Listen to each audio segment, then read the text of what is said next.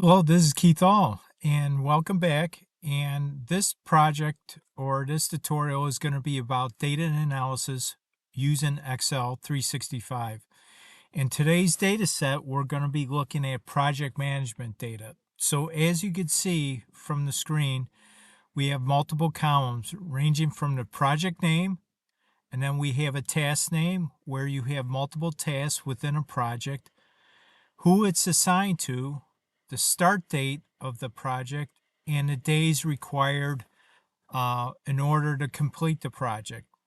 So we're going to be going through this data set, asking a number of different questions, and by answering them, we're going to learn about the different formulas that we need in order to answer the questions. So let's go over to the next tab. And our first question is, which projects are currently in progress and their completion percentage. So we're going to be assuming that the days required are going to be consecutive days. We're not going to be considering non-working days, meaning that we're going to be not using like weekends. So we're going to be using the days assuming Sunday through Saturday. So by answering this particular question, we're going to gather some insights. Now, this information can help you prioritize tasks, allocate resources more effectively, and identify any projects that might be falling behind. So that's what we can gather by answering this question over here. So first of all, we're going to be using some helper columns, and we're going to calculate out the projected end date, the days completed, okay, the in progress, meaning what tasks are in progress, and the ones that are in progress, what is the percentage progress completed. So let's go over here for the first column. Now, in order to calculate the projected end date, we're going to be taking the start date minus the days required. Okay, so that can be done by equaling. Let's go over to the start date plus the days required. I think I might have said minus before, but we're adding the days required, and then press enter. So in this particular case, the days required is 13 days. So 13 days from 1/1/25 is going to be projected end date of 1/14. So now all I do is do the autofill, double click on it, and it carries this formula down for each one. So now let's calculate the days completed. Now this is more in depth, because what we want to do is we want to check if today's date is greater than equal to the start date. And if it is, then we're going to calculate the minimum of today's date minus the start date, and then compare that to the days required.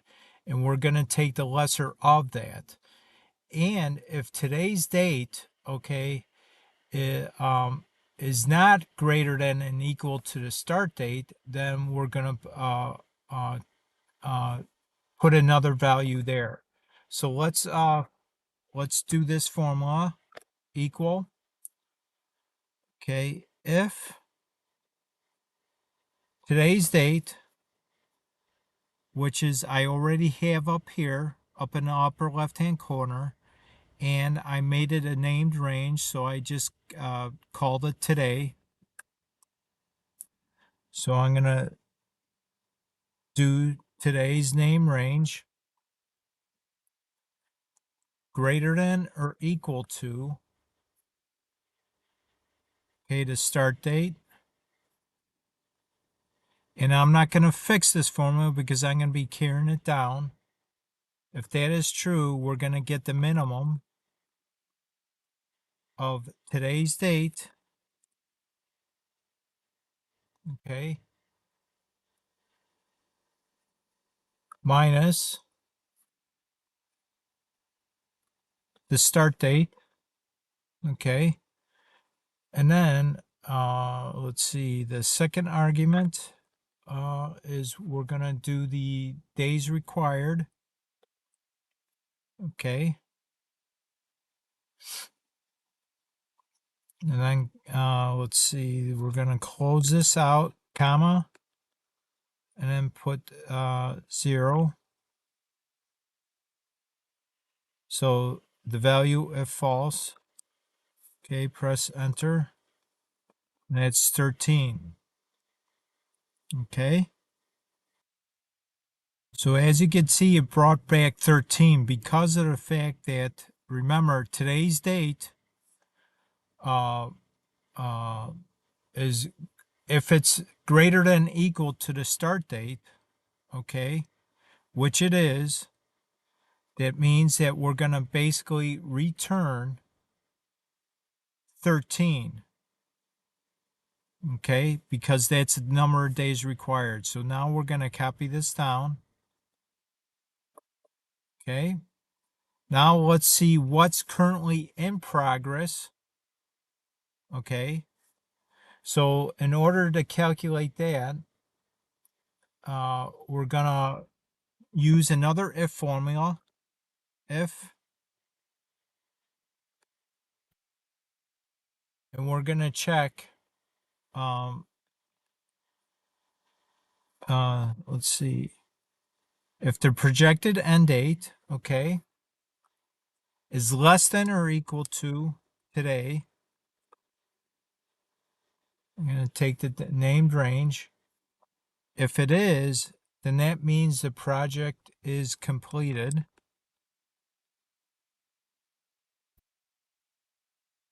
And if it isn't, that means it's still in progress.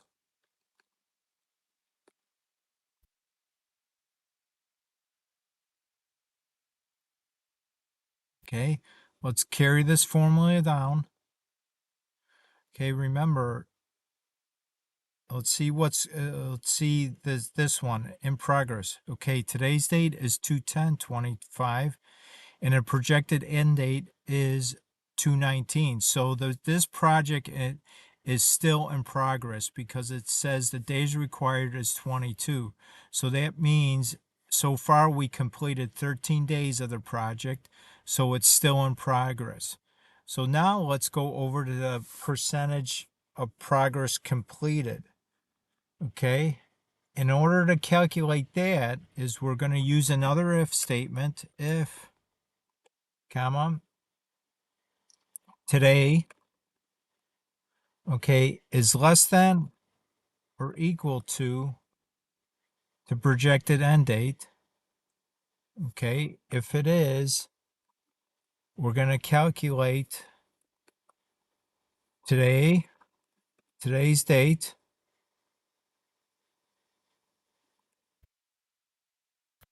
minus the start date. Okay, going to close that out, and then we're going to divide that by the days required. Okay,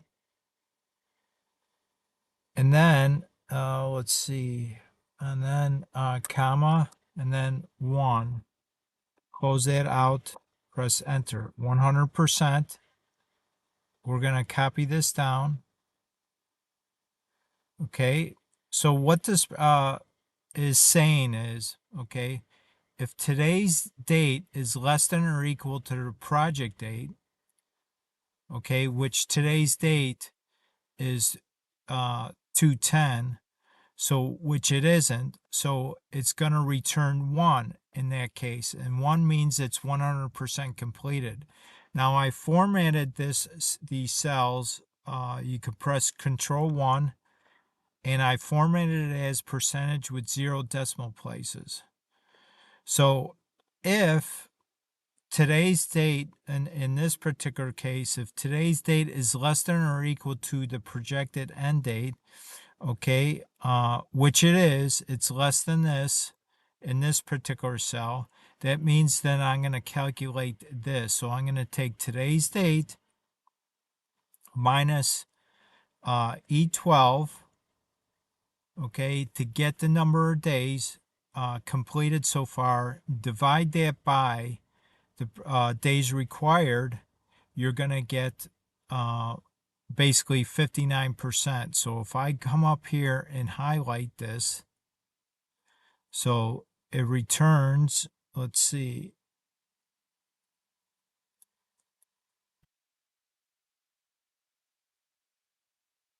highlight this whole thing.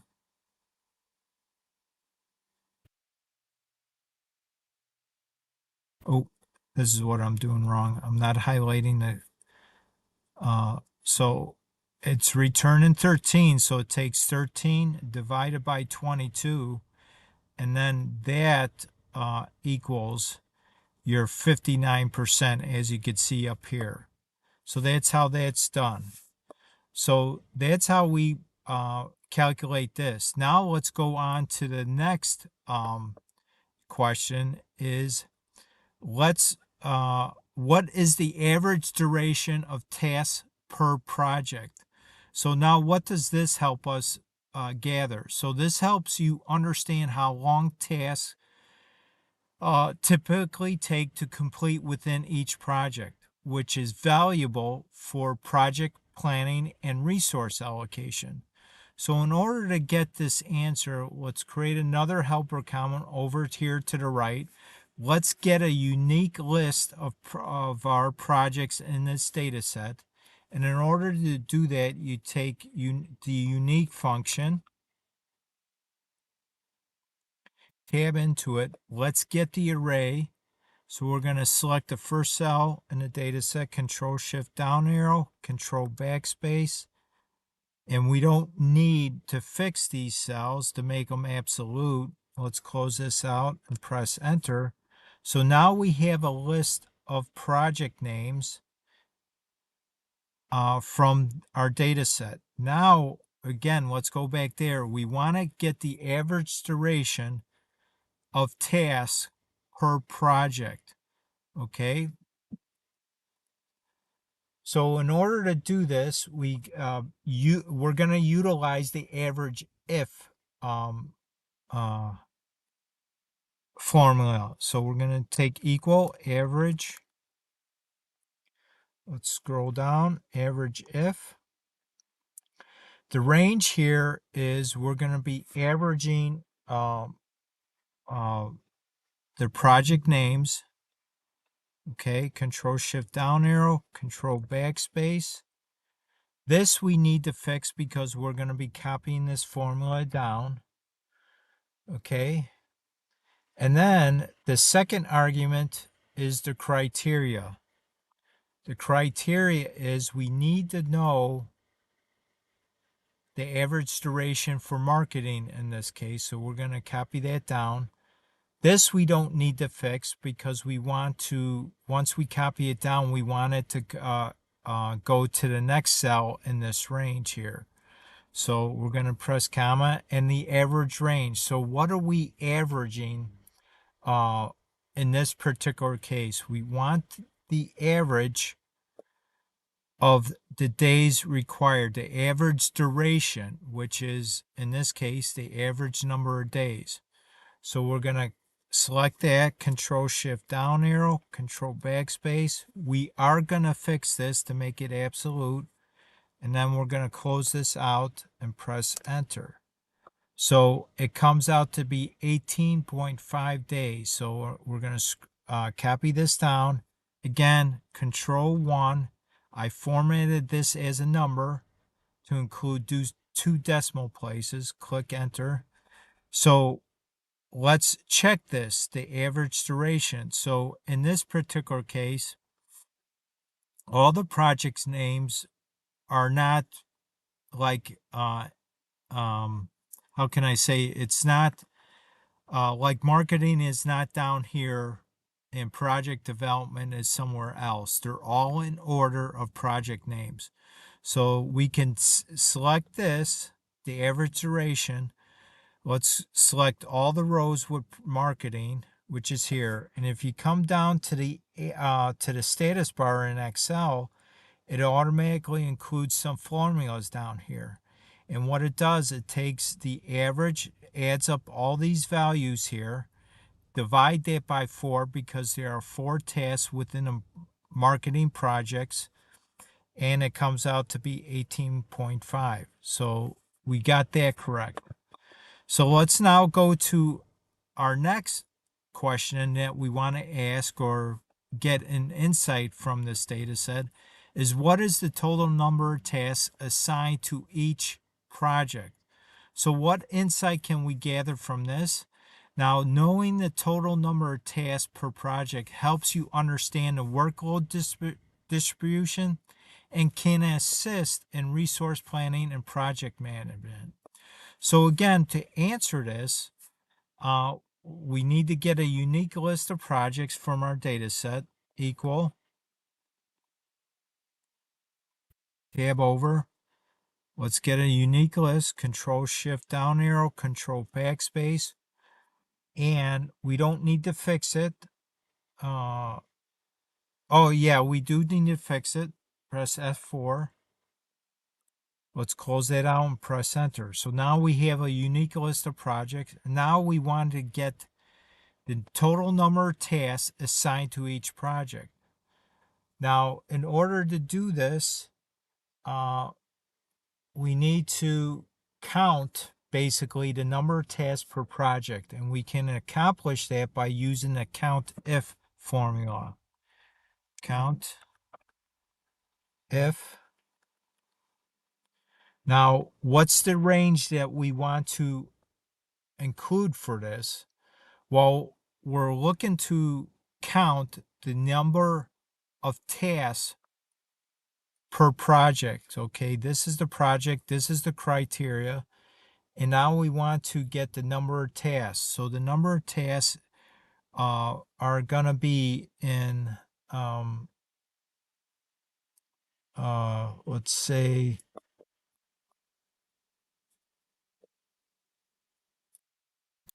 the range we're gonna select is the project name field, control shift down arrow, control backspace. We are gonna fix this because we're gonna carry this formula down. And then the criteria is going to be our unique projects over here. And this we're not going to fix because we're going to carry this down and we want it to move for each project name over here. So let's close that out and press enter, and we get 4. And let's copy this formula down by doing the autofill, double click. Okay.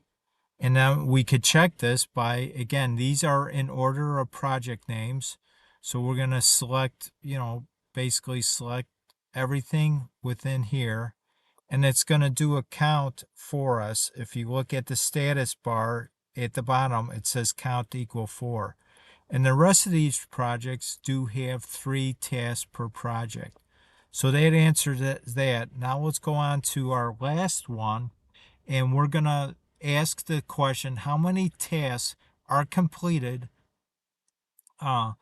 versus what's in progress. In other words, how many tasks are here have been completed and how many are still in progress. So what we could do is, again, we're going to use the COUNTIF statement.